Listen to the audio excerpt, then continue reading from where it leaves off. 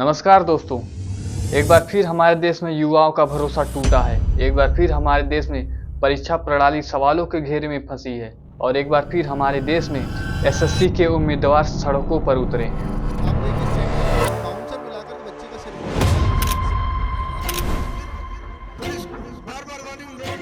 और एक बार फिर हमारे देश में लाखों अभ्यर्थियों की आवाज को पुलिस के सहारे दबाया जा रहा है।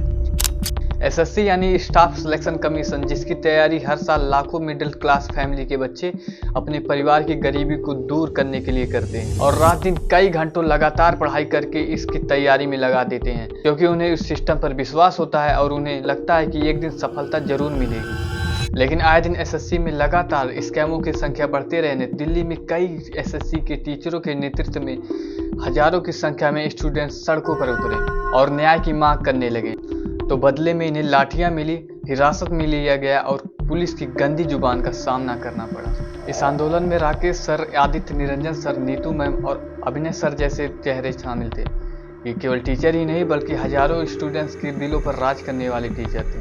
गाल पे जिसके चलते उनका गाल जो है वो लाल हो गया और शायद एक टीचर है जिनका हाथ भी टूटा है। यहाँ पे संजीव सर हैं यहाँ पे और बाकी सभी शिक्षक। इन टीचरों की जो तस्वीरें सामने आई हैं उन्हें देखकर तो यही लगता है कि ये सिस्टम जो भारत को विश्व गुरु बनाने की बात करता है, उसने ये भारत के हाल कर दिए हैं, जिसमें टीचरों को मारा जा रहा है। और ये टीचर कोई राष्ट्रद्रोह नहीं कर रहे थे, बल्कि ये अपने बच्चों की मांग के लिए, उनकी न्याय के लिए सड़क पर उतरे थे। शायद आपको जानकर बहुत हैरानी होगी कि 2024 में एसएससी की कटाव बहुत ज़्यादा ऊपर कर दी गई और पहले भी कई स्कैम किए गए, लेकिन 2025 में हालत और बदतर हो गई। एसएससी की फेज 13 की परीक्षाओं को कई बार रद्द किया गया।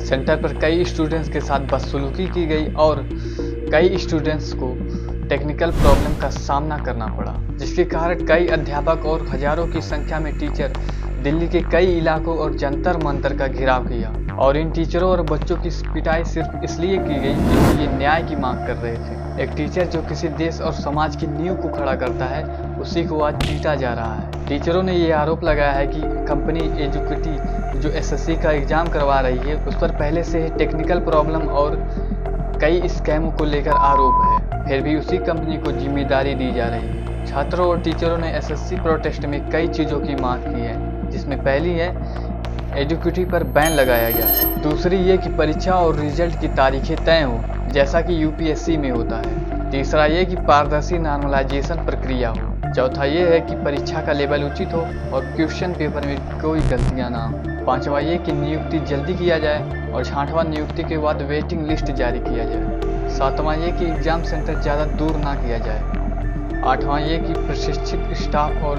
निष्पक्षता की मांग की गई है। और नौवां टेक्निकल प्रॉब्लम ना हो, सर्वर स्लो ना हो और पीसी हैंग ना करे। ये मांगे सरकार पूरी करने से पीछे नहीं हट सकती और सरकार को इन मांगों को पूरा करना ही होगा। 2017 में एसएससी का पेपर लीक होने के बाद सरकार ने सीबीआई जांच करने के लिए कहा था, लेकिन बाद में कुछ नहीं हुआ। प्रोटेस्ट होने के बाद भी एसएससी की तरफ से अभी भी कोई भी प्रेस कॉन्फ्रेंस नहीं किया गया है और ना ही माफ़ी मांगी गई है। लेकिन ये प्रोटेस्ट अभी जारी है। देश में ऐसे स्कैम और प्रोटेस्ट आम होते जा रहे हैं। कभी हमारे देश में किसान प्रोटेस्ट कर रहे हैं तो कभी स्टूडेंट्स प्रोटेस्ट कर रहे हैं। जानकारी अच्छी लगी हो तो वीडियो को शेयर करना ना भूलें और चैनल को सब्सक्राइब करें।